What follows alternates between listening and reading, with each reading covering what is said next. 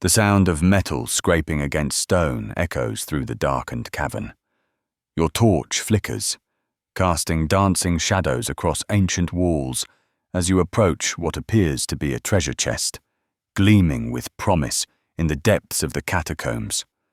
Behind you, a voice calls out, friendly, reassuring, perhaps a bit too eager.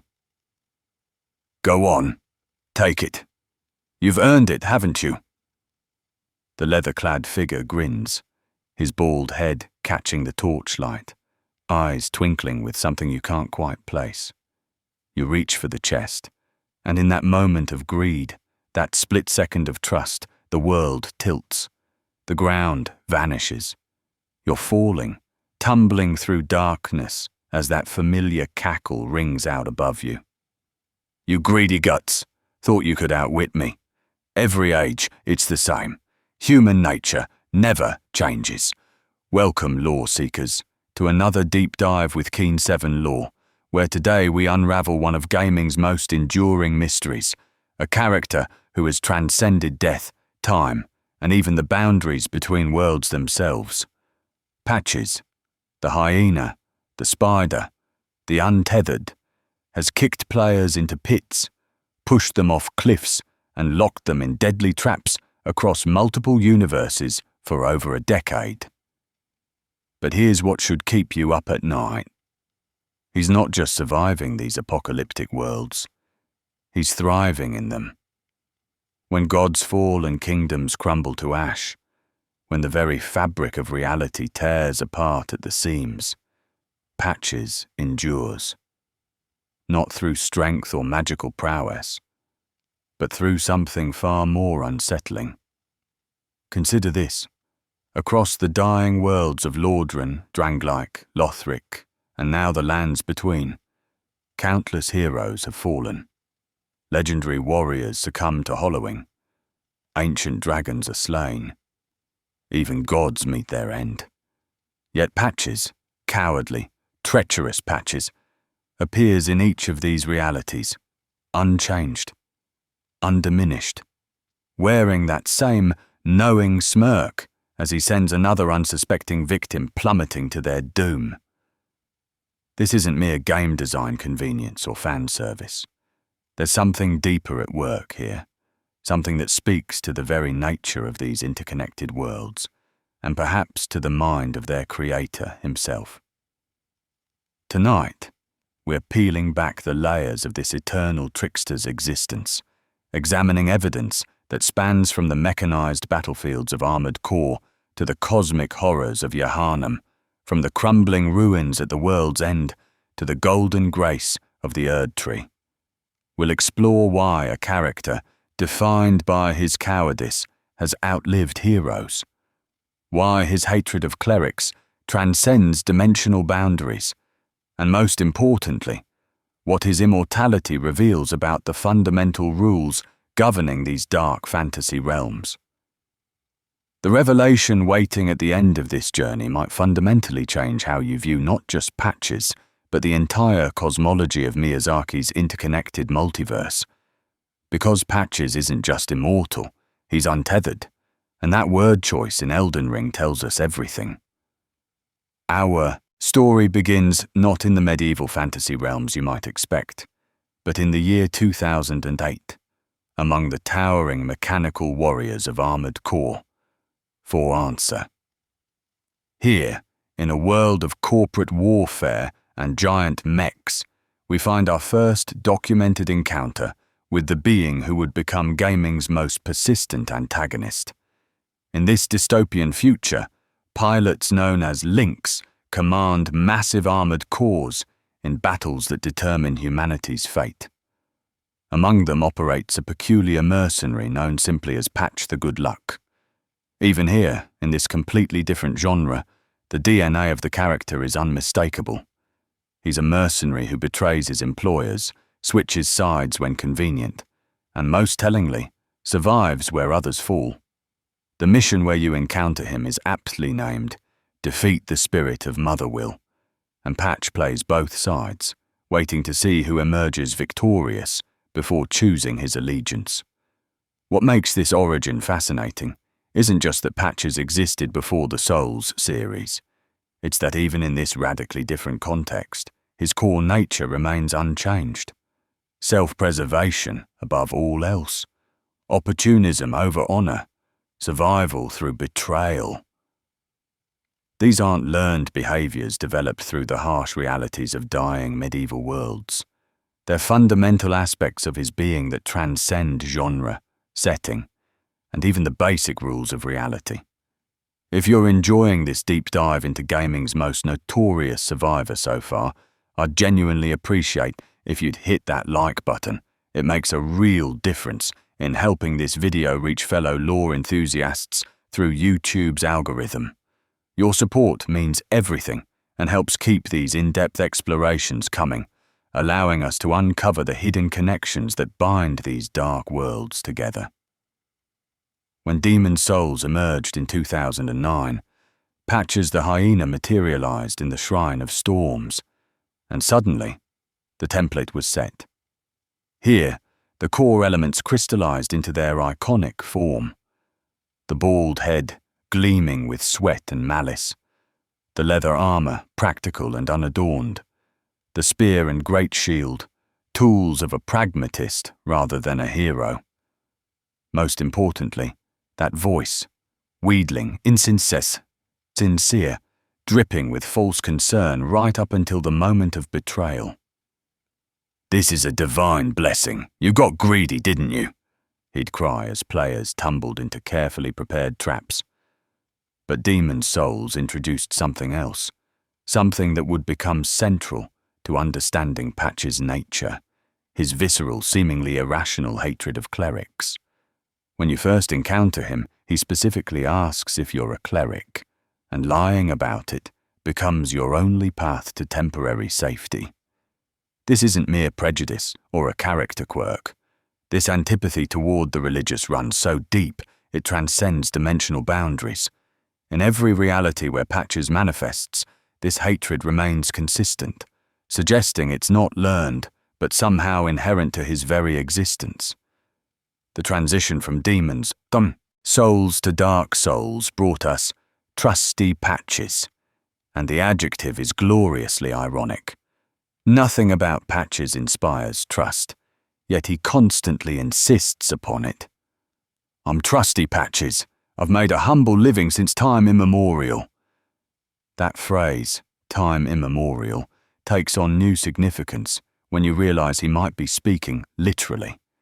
In the tomb of the giants, surrounded by the skeletons of beings that predate the Age of Fire, Patches operates with the comfort of someone who's been doing this since before recorded history.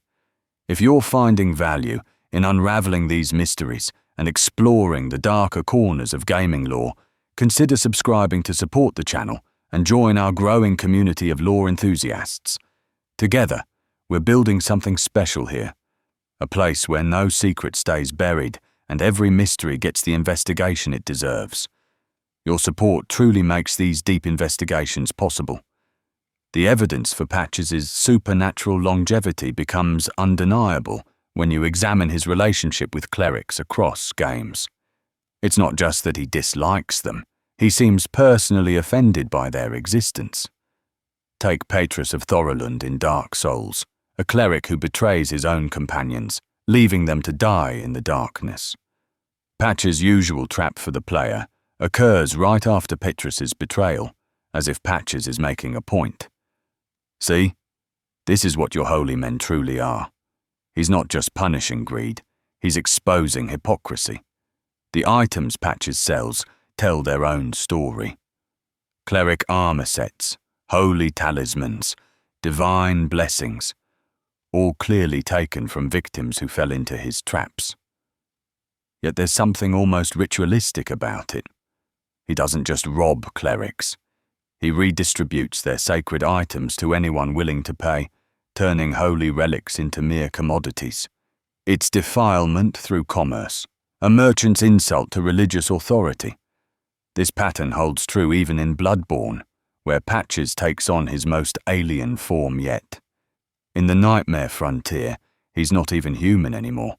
He's a spider-like creature with a human head grotesquely attached. The transformation is horrifying, yet his personality remains completely intact. He still pushes you off ledges. He still begs for mercy when confronted. He still harbours that same inexplicable hatred for religious figures, though in Johannem they're called church members rather than clerics. The fact that Patches can exist as a completely different species while maintaining his consciousness and personality traits suggests something profound about his nature. He's not bound by physical form. The body is merely a vessel, a temporary housing for something that exists independently of flesh and bone. In Bloodborne's cosmic horror setting, where great ones manipulate reality and human consciousness proves frighteningly fragile, Patches adapts and endures. The form changes, but the essence remains immutable. This brings us to what I believe is confirmed canon, based on multiple game appearances and consistent characterization. Patches exists outside the normal rules that govern life and death in these worlds. When you kill Patches in any given game, you're not truly ending him. You're merely closing one window through which he manifests. He's less of a person and more of a constant, a universal principle given form. Dark Souls the 3 provides perhaps the most compelling evidence for Patches' true immortality. Not only does he appear in the base game as Unbreakable Patches, note the evolution of his title, from Trusty to Unbreakable, but he also manifests in the Ringed City DLC as Lapp, an amnesiac knight searching for his lost purpose. This isn't a different character who happens to share Patches' voice and mannerisms. This is Patches himself, hollowed and memory wiped, yet still fundamentally unable to change his nature.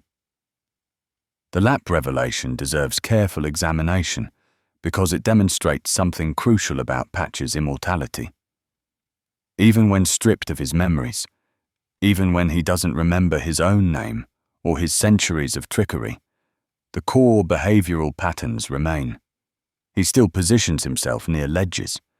He still shows unusual interest in treasure. And when his memories finally return at the shared grave, overlooking the ruins of all existence, his first instinct is to kick you off a cliff, but this time, he's actually helping you progress. Every age, it seems, is tainted by the greed of men, he muses, and you realize he's speaking from experience, spanning multiple ages of the world. The Ringed City exists at the end of time, where all lands and ages converge into a singular point before the final darkness. The fact that Patches survives to see this, that he's literally there when the world ends, places him in exclusive company. Only a handful of beings witness the culmination of the Age of Fire, and most of them are either gods, lords of Cinder, or the player character. Patches is none of these things. He's a coward who runs from direct confrontation, yet he outlasts warriors who could split mountains with their strength. This suggests that Patches' immortality isn't tied to power in the traditional sense. He doesn't survive through strength or magical protection or divine blessing. His immortality seems to stem from something more fundamental, a purpose so essential to the nature of these worlds that he cannot truly die until that purpose is fulfilled. And given that human greed and hypocrisy show no signs of ending, neither does Patches. Dark Souls 2, despite being the one Souls game where Patches doesn't appear, notably, it's also the one Souls game Miyazaki didn't direct, provides crucial context for understanding his immortality. The game establishes that those who hollow but maintain a strong sense of purpose can persist indefinitely. Vendrick, the king, endures because of his dedication to keeping Nashandra from the throne. The Emerald Herald continues because of her mission to find the next monarch. Purpose, not power, becomes the key to transcending hollow death. Apply this principle to Patches, and suddenly his immortality makes perfect sense. His purpose? To punish human greed and expose religious hypocrisy. As long as humans reach for treasure they haven't earned, as long as clerics preach virtue while practicing vice, Patches has a reason to exist. He's not just a character, he's a cosmic antibody, a corrective force that manifests wherever these base human failings emerge. The community theory that Patches represents a trickster god archetype, similar to Loki in Norse mythology or Anansi in West African folklore, gains credibility when you examine his behavioral patterns. Trickster figures in mythology share several key traits. They're survivors above all else. They expose the folly of others. They exist outside normal social hierarchies. And most importantly, they're essential to the cosmic order, despite, or perhaps because of, their disruptive nature. Patches embodies all these qualities. He survives when heroes fall. He reveals human greed by exploiting it. He exists outside the power structures of whatever world he inhabits, neither aligned with gods nor demons, neither hollow nor human, neither good nor evil in any traditional sense. He simply is, and his being serves a purpose that transcends moral categorization. The evolution of Patches' titles across games tells its own story of transformation and revelation. In Demon's Souls, he's the Hyena, a scavenger, feeding off the misfortune of others. In Dark Souls, he becomes Trusty, an ironic self-designation that highlights his untrustworthiness. By Dark Souls 3, he's graduated to Unbreakable, a title that proves prophetic when even hollowing cannot destroy his essential nature. And finally, in Elden Ring, he becomes the Untethered, a designation that essentially confirms what we've long suspected. Untethered is a word choice that demands analysis. To be untethered means to be unbound, free from constraints that limit others. In the context of Elden Ring's world, where the Golden Order governs reality and the Elden Ring itself maintains the fundamental laws of existence, to be untethered suggests existing outside these systems entirely. Patches isn't bound by the rules of the lands between any more than he was bound by the rules of Lordran or Yeharnam. This untethered nature explains how Patches can appear across multiple game universes that shouldn't be connected. Whether these are parallel dimensions, different time periods, or completely separate realities, Patches transcends them all. He's a constant across variables, a recurring decimal in the mathematics of Miyazaki's worlds.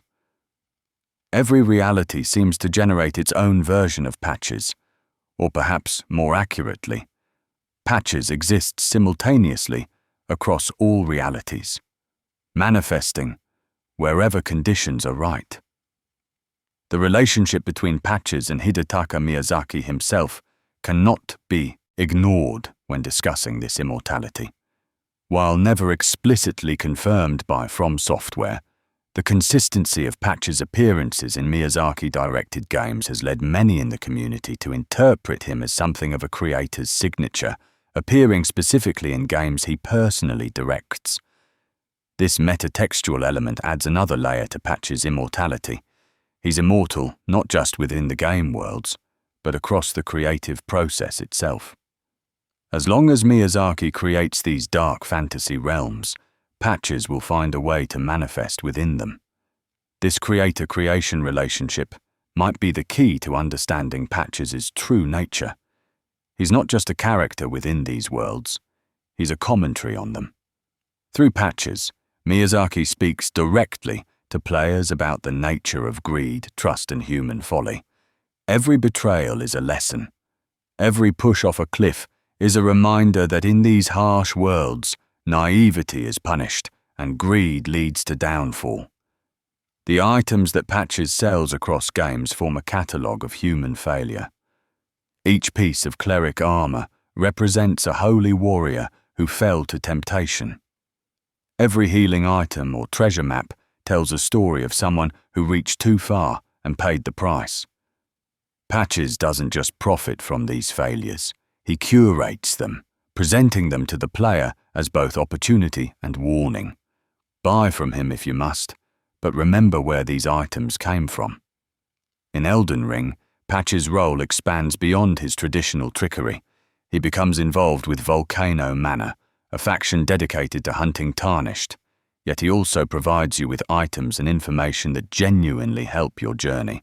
He gives you a cookbook for crafting gold pickled fowl feet, increasing rune acquisition.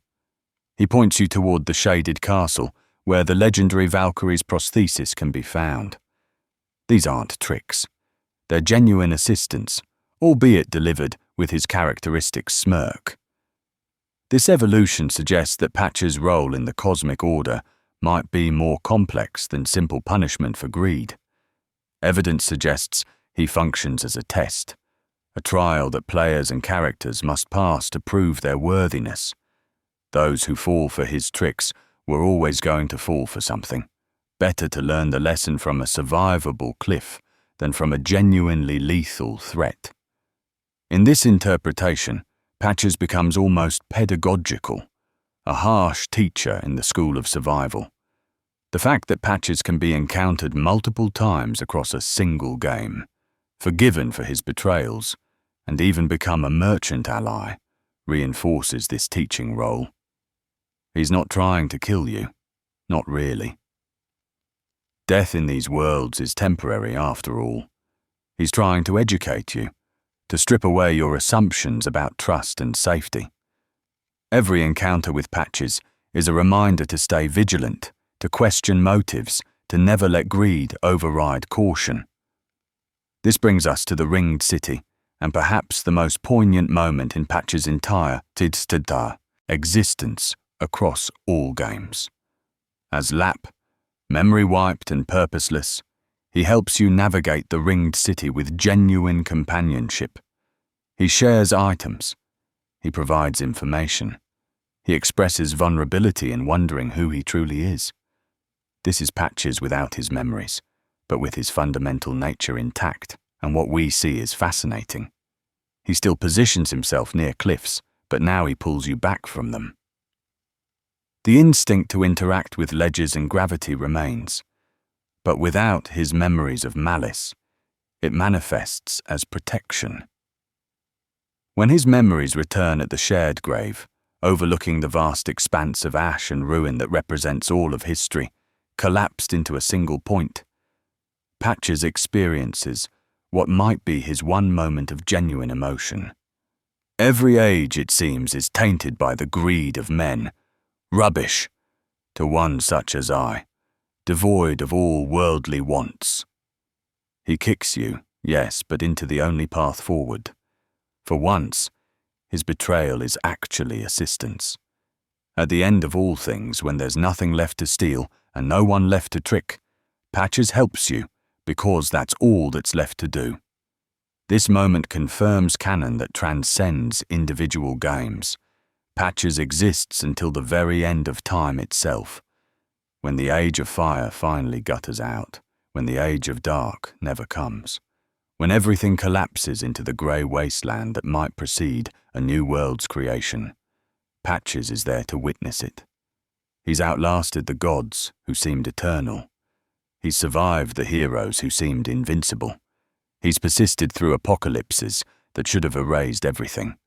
The mechanism of this survival becomes clearer when you consider Patch's behavior patterns across all his appearances. He never directly confronts powerful beings. He never challenges the gods or lords who shape these worlds.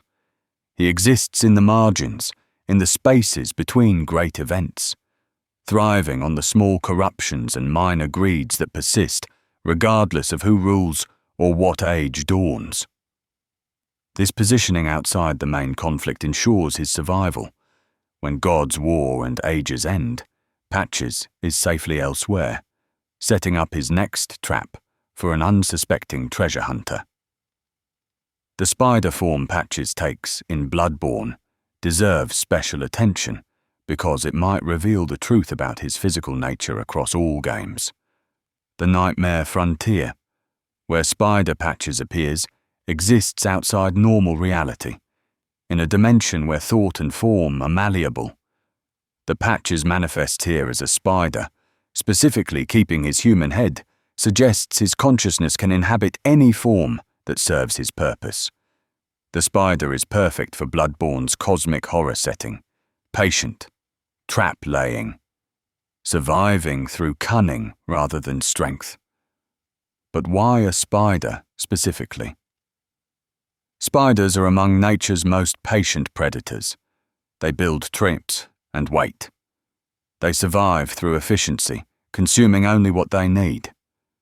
They're found in nearly every environment on Earth, adapting to conditions that would kill other creatures. Sound familiar? The spider might not be what Patches becomes in Bloodborne. It might be what he always was, metaphysically speaking, simply wearing a human shape in other worlds where that form serves him better.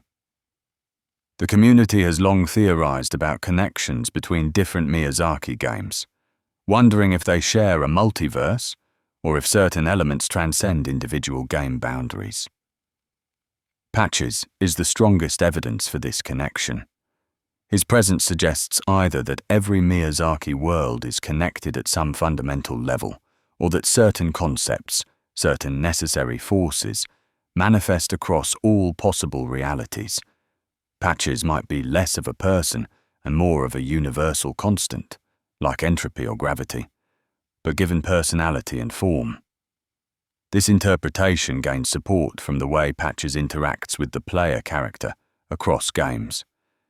He seems to recognize something in you, even when meeting you for the first time. His dialogue often implies a longer relationship than what's explicitly shown.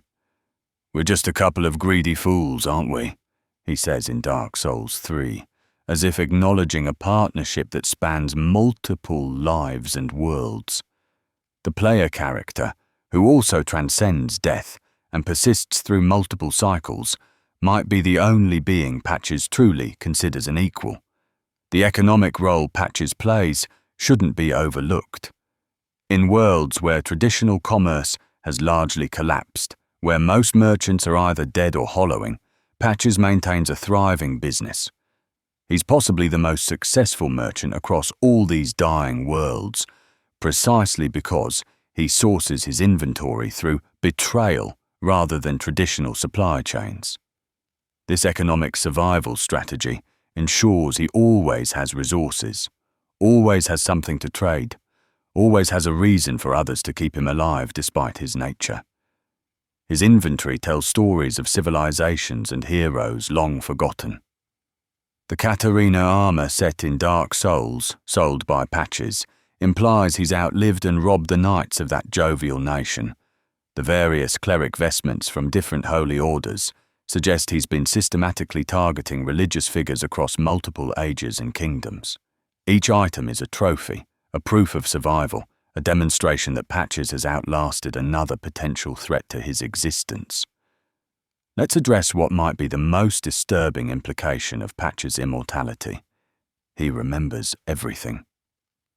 Unlike other characters who hollow and lose themselves, unlike the player character who experiences each cycle fresh, Patches retains his experiences across games, worlds, and ages.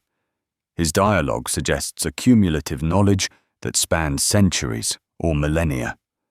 He doesn't just survive. He learns, adapts, and refines his techniques based on countless encounters with countless victims.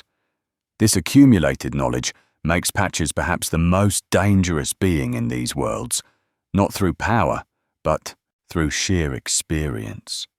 He's seen every type of hero, every form of greed, every justification for theft and murder.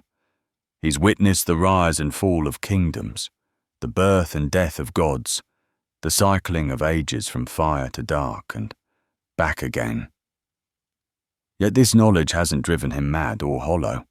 If anything, it's only reinforced his core nature.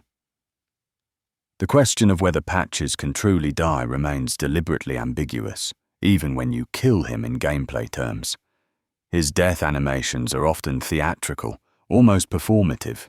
He begs, he pleads, he offers his remaining treasures, and then he dies. But death in these worlds is rarely permanent, especially for beings with strong enough purpose or will. The fact that killing Patches in the base game of Dark Souls 3 doesn't prevent Lapp from appearing in the DLC suggests either time paradoxes or that death simply doesn't apply to Patches the way it does to others. Elden Ring provides our most recent data point, and Patches' behavior here is particularly telling. He's more integrated into the world's power structures than ever before, working with Volcano Manor, providing contracts, even developing something approaching loyalty to Lady Tanith. Yet when pushed, when truly threatened, he simply vanishes, leaving behind only a bell bearing, the merchant's ultimate insult, reducing himself to a commodity rather than face genuine danger. Even this death feels temporary, conditional, more like a strategic retreat than an ending. The Untethered title in Elden Ring feels like Miyazaki finally acknowledging what long-time players have suspected, that Patches exists outside the normal constraints of these worlds. He's untethered from the Golden Order, from the cycle of life and death, from the very rules that govern reality. This isn't a power he's gained or a blessing he's received. It's simply what he is, what he's always been. The shocking truth, supported by evidence across multiple games and reinforced by developer commentary, is that Patches isn't just immortal, he's necessary. These worlds need someone like Patches to exist, to serve as a counterbalance to heroic ambition and religious authority. He's the cosmic joke at the expense of anyone who takes themselves too seriously, the reminder that for all your legendary weapons and divine purposes, you can still be undone by simple greed and a well-placed kick. Think about the pattern across all these games. Worlds in decline, ages ending, gods and heroes struggling against entropy. In each setting, nobility and virtue are corrupted, strength fails, magic fades. But cunning, cowardice, self-preservation, these endure. Patches embodies the survival strategies that actually work when civilization collapses. Not honor or courage, but opportunism and adaptability. He's evolution's answer to apocalypse.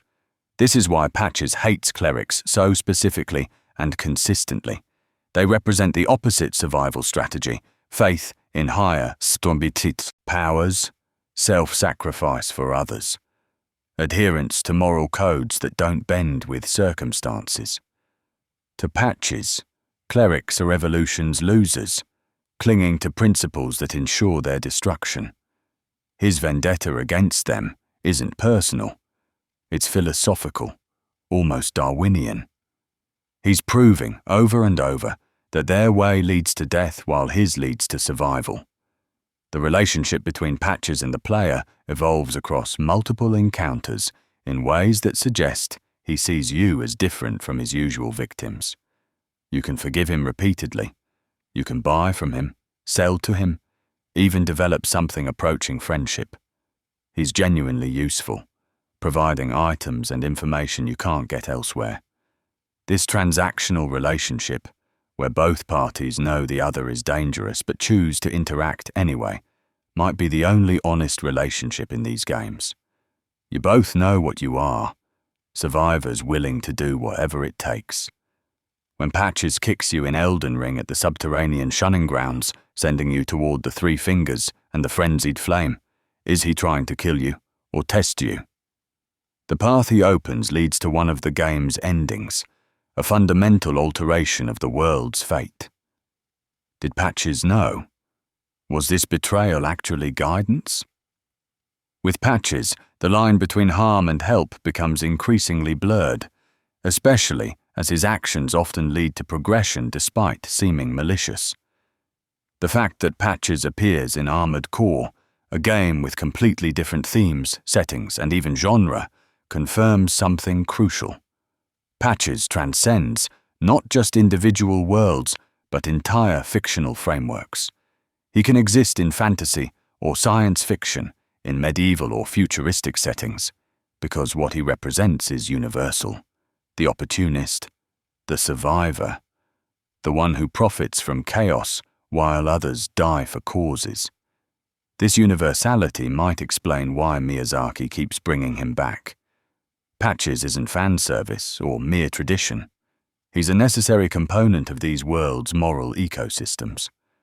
Without patches, these games would present a simpler moral universe, where heroes are good, villains are evil, and trying hard enough guarantees success. Patches complicates this. He survives through cowardice, while heroes die through bravery. He profits from the very greed he punishes. He's a walking paradox that forces players to reconsider their assumptions about virtue and survival. As we near the end of this investigation, let's synthesize what we've discovered. Based on confirmed canon across multiple games, developer statements, and carefully analyzed evidence, Patch's immortality stems from multiple overlapping factors. First, he exists as a universal constant across Miyazaki's creative works, manifesting wherever conditions allow. Second, his purpose, punishing greed and exposing hypocrisy, provides the kind of driving focus that Dark Souls 2 established as key to transcending hollow death. Third, his nature as untethered means he operates outside the normal rules governing life and death in these worlds. But perhaps most importantly, Patches is immortal because he represents something that can't die as long as humans exist. The temptation to take shortcuts, the urge to grab treasure we haven't earned, the willingness to betray others for personal gain. He's not just a character. He's an anthropomorphized moral hazard, a walking reminder of humanity's worst impulses. As long as those impulses exist, so will Patches, ready with a grin and a kick to punish those who give in to them. The Ringed City showed us Patches at the end of all things, still surviving when gods and heroes have long since fallen to ash. This image, Patches standing at the world's end, having outlasted everything through sheer cowardice and cunning, might be the most honest picture Miyazaki has ever painted of survival. Not the noble last stand, not the heroic sacrifice, but the cockroach-like persistence of those willing to do anything to see another day. What does this mean for future Miyazaki games? If our analysis is correct, Patches isn't optional, he's inevitable. Whatever new worlds Miyazaki creates, whatever fresh apocalypses he imagines, Patches will find a way to manifest there. Different name, perhaps. Different form, maybe. But the same essential nature. The survivor. The trickster. The eternal punishment for human greed. The community's relationship with Patches has evolved from hatred to grudging respect to something approaching affection. We know he'll betray us, yet we engage with him anyway. We've internalized his lessons about trust and greed, yet we still fall for his tricks. This meta-relationship, where players knowingly participate in their own betrayal, mirrors the larger themes of these games, the voluntary cycles, the chosen suffering, the embrace of difficulty as meaningful experience. Patches has taught us, across multiple games and countless betrayals, that survival isn't pretty, it's not heroic, it's dirty, opportunistic, and often cruel.